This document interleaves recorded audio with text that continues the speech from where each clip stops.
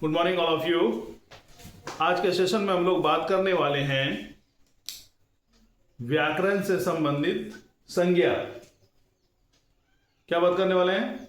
संज्ञा, जिसको अंग्रेजी में नाउन कहते हैं। तो संज्ञा किसे कहते हैं, इस पर चर्चा करेंगे। तो वीडियो को शुरू करने से पहले आप लोगों से एक रिक्वेस्ट है कि वीडियो को लास्ट तक देखिएगा। सब्सक्राइब, शेयर, लाइक और कमेंट करना नहीं भूलिएगा। ये सभी परीक्षाओं के लिए उपयोगी है। किसी भी परीक्षा में ये प्रश्न पूछा जा सकता है। तो चलिए आज के सेशन को हम लोग शुरू करते हैं। संज्ञा, संज्ञा किसे कहते हैं? संज्ञा किसे कहते हैं? किसी व्यक्ति, वस्तु या स्थान के नाम को संज्ञा कहते हैं। किसी भी चीज के नाम को संज्ञा कहते हैं। किसी व्यक्ति, वस्तु या स्थान के नाम को संज्ञा कहते हैं, यानी कि किसी भी चीज के नाम को संज्ञा कहते हैं।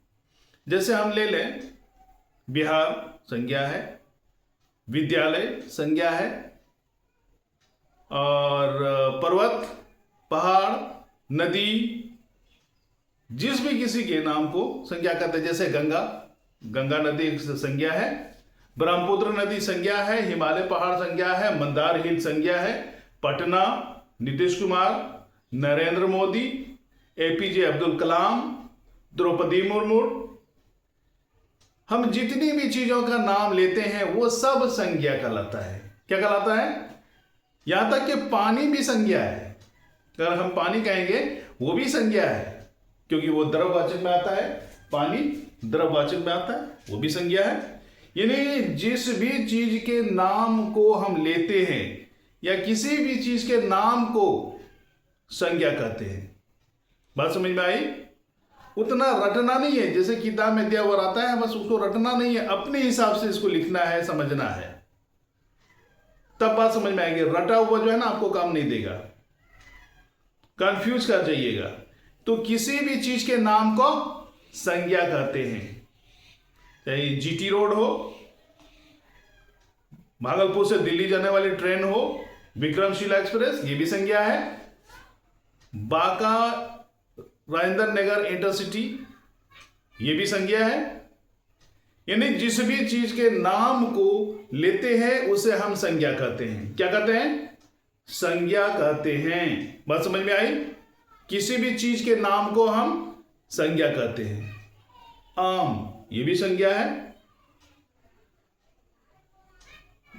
दिलीप कुमार, अमिताभ बच्चन, शाहरुख खान, अजय देवगन, सलमान खान, संजय दत्त, आमिर खान, ये सब संज्ञा है। क्या है? संज्ञा है। तो फाइनली हम लोगों ने क्या जाना कि किसी भी चीज के नाम को हम संज्ञा कहते हैं। किसी भी चीज के नाम को संज्ञा कहते हैं। अब हम लोग देखते हैं संज्ञा के भेद। संज्ञा कितने प्रकार के होते हैं? संज्ञा के प्रकार, टाइप्स ऑफ नाउन, संज्ञा के प्रकार। संज्ञा 5 प्रकार के होते हैं। संज्ञा का मुख्य प्रकार 5 है। यानी संज्ञा मुख्य रूप से 5 प्रकार के होते हैं। कितने प्रकार के होते हैं? 5 प्रकार के होते हैं। व्यक्तिवाचक संज्ञा, जातिवाचक संज्ञा, भाववाचक संज्ञा, समूहवाचक संज्ञा और द्रववाचक संज्ञा। ये कुल मिला के संज्ञा के 5 भेद हैं। कितने भेद हैं? 5 भेद है। उसके बाद फिर इसके अंदर में भी भेद है, उस पर हम लोग बाद में चर्चा करेंगे। तो व्यक्तिवाचक संज्ञा किसको कहते हैं? किसी खास व्यक्ति, वस्तु या स्थान के नाम को हम व्यक्तिवाचक संज्ञा कहते हैं। क्या कहते हैं? किसी खास व्यक्ति, वस्तु या स्थान के नाम को हम व्यक्तिवाचक संज्ञा कहते हैं। जैसे किसी चीज का नाम है हिमालय, पहाड़ का नाम है, तो ये एक खास पर्वत के बारे में बताया जा रहा है, हिमालय के बारे में। मंदार हिल, तो ये किसी खास पर्वत के बारे में, विशेष पर्वत के बारे में बताया जा रहा है। मंदार हिल एक पर्वत है, उसके बारे में बताया जा रहा है। नीतीश कुमार जो बिहार के मुख्यमंत्री हैं, तो एक व्यक्तिवाचक संज्ञा है। ठीक है। नरेंद्र मोदी जो भारत के प्रधानमंत्री हैं, ये एक व्यक्तिवाचक संज्ञा है। किसी खास व्यक्ति, वस्तु या स्थान के नाम को व्यक्तिवाचक संज्ञा कहते हैं। क्या कहते हैं? व्यक्तिवाचक संज्ञा कहते हैं। तो बात समझ में आई? किसी खास व्यक्ति, वस्तु या स्थान के नाम को व्यक्तिवाचक संज्ञा कहते हैं। जैसे गंगा, पटना, ये नाम है। जब हम किसी चीज का नाम लेके बोलते हैं तो वो व्यक्तिवाचक संज्ञा हो जाता है। बात समझ में आई? जब किसी व्यक्ति, वस्तु या स्थान के नाम को लेकर बोलते हैं उसे हम व्यक्तिवाचक संज्ञा कहते हैं। यानी किसी खास व्यक्ति, वस्तु या स्थान के नाम को व्यक्तिवाचक संज्ञा कहते हैं। ठीक है? जैसे हिमालय, बिहार, राम, नीतीश कुमार, पटना, भागलपुर, मुजफ्फरपुर, दरभंगा, हम किसी शहर के नाम को जब लेते हैं तो वो व्यक्तिवाचक संज्ञा होता है, क्योंकि वो किसी पर्टिकुलर, किसी खास जगह या स्थान के नाम को ले रहे हैं। उसके बाद जातिवाचक संज्ञा। जातिवाचक किसे कहते हैं? जिससे संपूर्ण जाति का बोध हो। जिसे संज्ञा के जिस रूप से संपूर्ण जाति का बोध हो उसे जातिवाचक संज्ञा कहते हैं। संज्ञा के जिस रूप से संपूर्ण जाति का बोध हो। जैसे गाय, हम गाय कहते हैं तो किसी विशेष गाय के बारे में नहीं कह रहे हैं। जैसे गाय दूध देती है तो सभी गाय दूध देती है। आदमी को 2 हाथ होते हैं तो सभी आदमी को 2 हाथ होते हैं। हम किसी व्यक्ति का नाम नहीं ले रहे हैं। इसी को कहते हैं जातिवाचक संज्ञा, जो कि संपूर्ण जाति का बोध कराता हो। जैसे दूध सफेद होता है तो जितने भी जानवर हैं जो दूध देती है वो सबका दूध सफेद होता है, तो ये जातिवाचक संज्ञा है। किसान, अगर हम किसान की बात करें कि भारत का किसान बहुत मेहनती है, बिहार का किसान बहुत मेहनती है, या किसानों की स्थिति अच्छी नहीं है, किसानों की स्थिति दयनीय है, वो खुदकुशी करने को मजबूर हैं, तो सभी किसान, चाहे छोटे किसान हो, मंझोले किसान हो या बड़े किसान हो, यहां पे सभी किसानों का बोध हो रहा है। इसी को कहते हैं जातिवाचक संज्ञा। क्या कहते हैं? जातिवाचक संज्ञा। जैसे हम कहें पहाड़, तो यहां पे किसी पहाड़ का नाम नहीं लिए हैं। शहर, तो किसी शहर का नाम नहीं लिए हैं। मुख्यमंत्री कहां रहते हैं? राजधानी में रहते हैं, तो सभी मुख्यमंत्री राजधानी में रहते हैं। हमने किसी विशेष व्यक्ति या विशेष राज्य का नाम नहीं लिया है। नदी में पानी बहता है तो सभी नदी में पानी बहता है। नदी में पानी बहता है तभी तो उसका नाम नदी है। तो जातिवाचक संज्ञा क्या हुआ? जिस शब्द से, संज्ञा के जिस रूप से संपूर्ण जाति का बोध होता हो। जैसे हम लोग निबंध लिखते हैं ना, घोड़ा को 4 पैर होता है, घोड़ा को एक दुम होता है, झुब्बेदार दुम होता है, तो सभी घोड़े को होते हैं। हाथी के लंबे सूंड होते हैं तो सभी हाथी के होते हैं। हमने किसी व्यक्ति विशेष का नाम नहीं लिया कि फला हाथी। तो इसी को कहते हैं जातिवाचक संज्ञा, जिससे संपूर्ण जाति का बोध हो। संज्ञा के जिस रूप से संपूर्ण जाति का बोध हो उसे हम जातिवाचक संज्ञा कहते हैं। जैसे गाय, पर्वत, मनुष्य, किसान आदि। ठीक है? उसके बाद हम लोग आगे चलते हैं भाववाचक संज्ञा। भाववाचक संज्ञा क्या होता है? जिससे भाव का पता चले, गुण, धर्म, स्वभाव का पता चले। जैसे कहते हैं ना, फला व्यक्ति बड़े गुस्सैल मिजाज का है, फला व्यक्ति बड़ी शालीन है,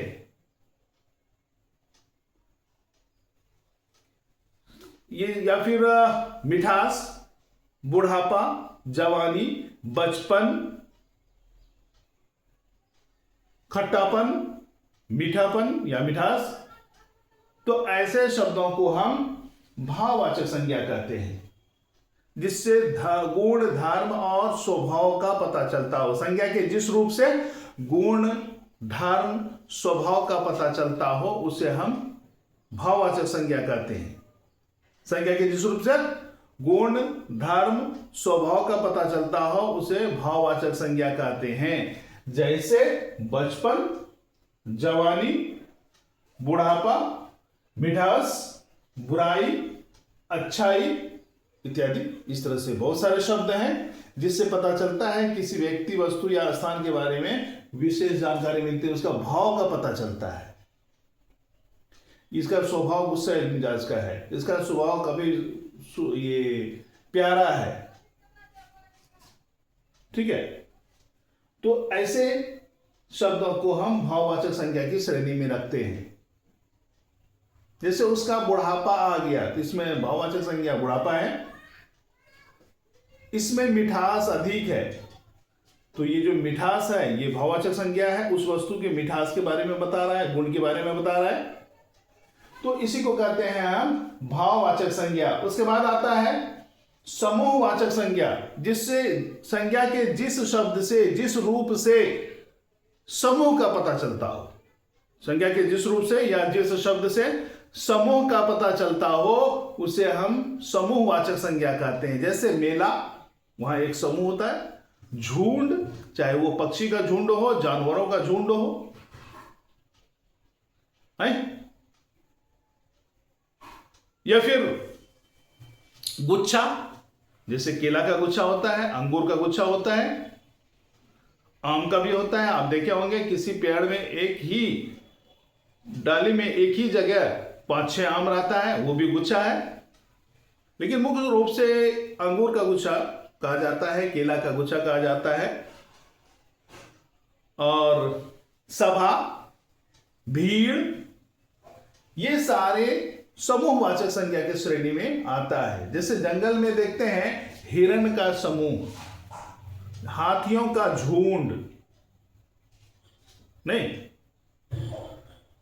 कहीं सभा करते हैं या फिर कहीं नेता लोग आते हैं, भाषण देते हैं तो बहुत सारे लोग जमा होते हैं, तो वो हो गया सभा। सभा का आयोजन हुआ है जिसमें बहुत सारे लोग होते हैं और सबका एक ही उद्देश्य होते हैं। सभा का यही पहचान है कि जिसमें सबका एक ही उद्देश्य हो। जैसे मेला, वहां पे उद्देश्य होता है मनोरंजन। तो भाववाचक संज्ञा किसको कहते हैं? जैसे सभा, मेला, झुंड, गुच्छा आदि, यानी कि संज्ञा के जिस रूप से या संज्ञा के जिस शब्द से समूह का पता चलता हो। समूह किसको कहते हैं? जहां पे 2, 4, 10 आदमी जमा हो जाए वो समूह है। सभा है, वहां भी 10, 20 आदमी रहता है, 100, 50 आदमी भी रह सकता है।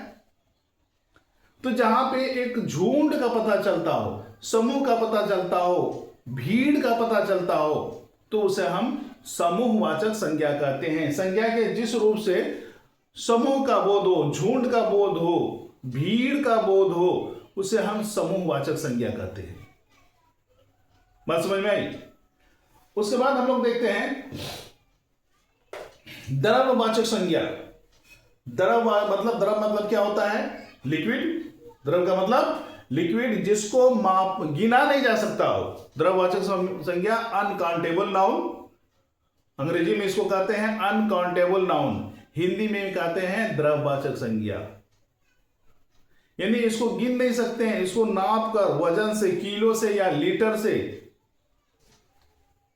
बेचा या खरीदा जा सकता है, तो इसी को कहते हैं द्रव्यवाचक संज्ञा।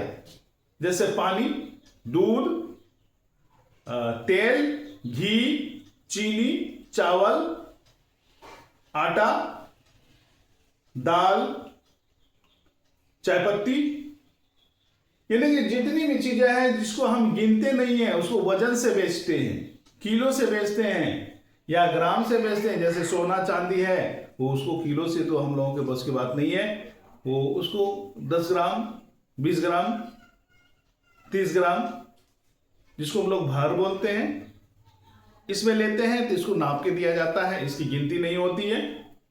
तो इसी को कहते हैं द्रव्यवाचक संज्ञा। पानी को गिना नहीं जा सकता है, तेल को भी गिना नहीं जा सकता है, घी को भी गिना नहीं जा सकता है, आटा को भी गिना नहीं जा सकता है। तो इसको हम लोग वजन से, किलो से या लीटर से उसको मापते हैं और उसी से लेन देन करते हैं। तो संज्ञा के जिस रूप से